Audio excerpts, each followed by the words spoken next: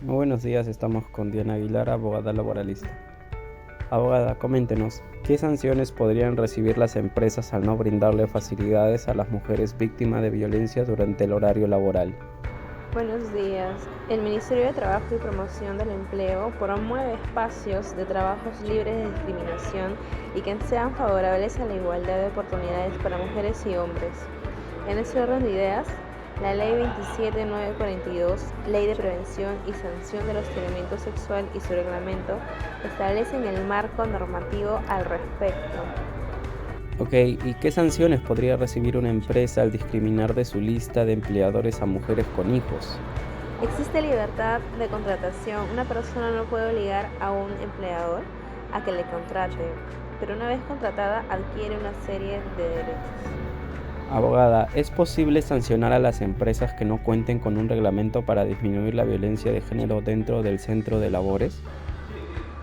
El reglamento de la Ley 27942, Ley de Prevención y Sanción del Hostigamiento Sexual, en lo que se refiere al régimen laboral privado, en su artículo 19, que el empleador está obligado bajo responsabilidad a promover y establecer en su centro laboral medidas de prevención y sanción del hostigamiento sexual.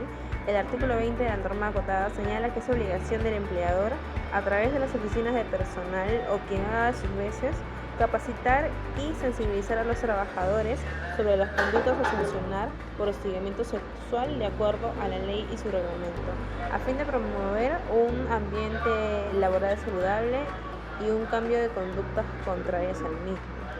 De igual modo, el artículo 21 también obliga al empleador a establecer un procedimiento preventivo interno que permita al trabajador interponer una queja en caso de que sea víctima de hostigamiento sexual, el mismo que deberá cumplir con las características señaladas en el presente reglamento.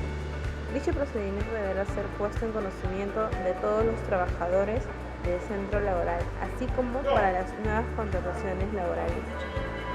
En el régimen laboral público, el artículo 30 del reglamento señala que el procedimiento aplicable es el establecido en el Decreto Supremo 5-90-PC, en el reglamento de la Ley de Bases de la Carrera Administrativa y de Remuneraciones del Sector Público, Ley de Prevención y Sanción del Hostigamiento Sexual y la Ley 29783, Ley de Seguridad y Salud en el Trabajo. ¿Qué sanciones podría recibir un empleado o empleador de acosar o generar violencia a una mujer dentro del centro laboral? En caso del empleador no tramite una queja por acoso, la víctima debe comunicar este hecho al Ministerio de Trabajo y demandar directamente ante el Poder Judicial. En todo caso, se recomienda denunciar el hecho en la comisaría del sector. ¿Existe alguna sanción económica para las empresas que fomenten la disparidad económica entre hombres y mujeres que realicen las mismas labores y tengan el mismo cargo? No está legislado. ¿Cuánto tiempo promedio puede demorar el juicio de una mujer que denuncia violencia de género en su centro de labores? ¿Y cuál sería el proceso a realizar? En el Poder Judicial no puede determinarse la duración del proceso. Si una mujer denuncia ante su empleador que sufre de violencia por parte de uno de sus compañeros de trabajos y éste no toma acciones para prevenir la continuidad del conflicto, ¿qué sanciones se podrían tomarse hacia la empresa? El artículo 8 de la Ley 27492 precisa que los empleadores deberán mantener en un centro de trabajo condiciones de respeto entre los trabajadores, cumpliendo con las siguientes obligaciones: capacitar a los trabajadores sobre las normas y políticas contra el hostigamiento sexual en la empresa, reparar los perjuicios laborales ocasionados al hostigado y adoptar las medidas necesarias para que cesen las represalias ejercidas por el hostigado. Informar al Ministerio de Trabajo y Promoción del Empleo los casos de hostigamiento sexual y el resultado de las investigaciones efectuadas para verificar el cumplimiento de la presente ley. Abogada, ¿qué tipo de pruebas incriminatorias son válidas para demostrar que una mujer sufre violencia, ya sea doméstica o laboral? Hay que aclarar que para presentar la denuncia no es necesario presentar pruebas. La autoridad de oficio ordena que se practiquen pericias psicológicas y o psiquiátricas, así como un reconocimiento médico-legal para verificar si hay agresión física. Sin perjuicio de esto, cualquier medio probatorio es válido. ¿Qué medidas de protección se toman ante un caso de violencia contra la mujer? La Ley 3036-4, Ley para prevenir, sancionar, erradicar la violencia contra las mujeres y los integrantes del grupo familiar, tiene por objeto, entre otros, prevenir, erradicar y sancionar toda forma de violencia producida en el ámbito público o privado contra las mujeres por su condición de tales.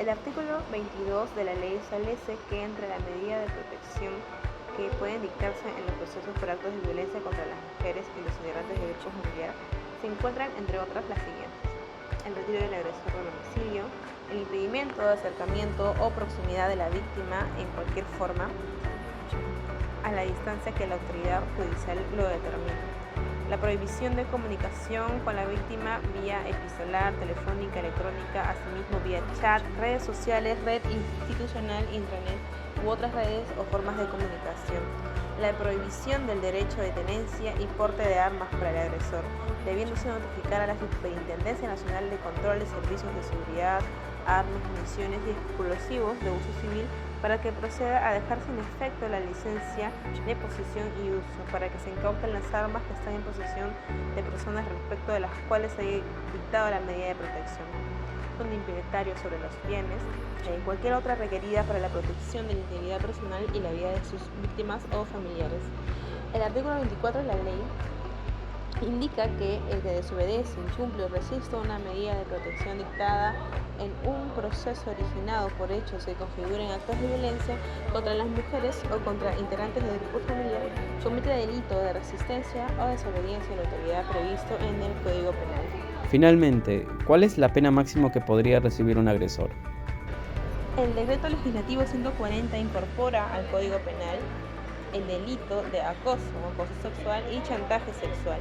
En tal sentido, el artículo 151A se refiere al delito de acoso, considerando en los numerales 4 y 5 como circunstancias agravantes que la víctima se encuentre en condición de dependencia o subordinación con respecto al agente y que la conducta se lleve a cabo en el marco de una relación laboral, educativa o formativa de la víctima, en cuyo caso la pena privativa de la libertad será no menor de 4 ni mayor de 7 años, inhabilitación según corresponda, conforme a los incisos 10 y 11 del artículo 36 y de 280 a 365 días multa. También se incorpora el delito de acoso sexual previsto en el artículo 176b y se sanciona con pena privativa de libertad no menor de 4 ni mayor de 8 años e inhabilitación. Si concurre como circunstancia agravante que la víctima se encuentre en condición de dependencia o subordinación con respecto al agente o que la conducta se lleva a cabo en el marco de una relación laboral, educativa o formativa de la víctima. Ok, muchas gracias, abogada. Estuvo con nosotros Diana Aguilar, abogada laboralista.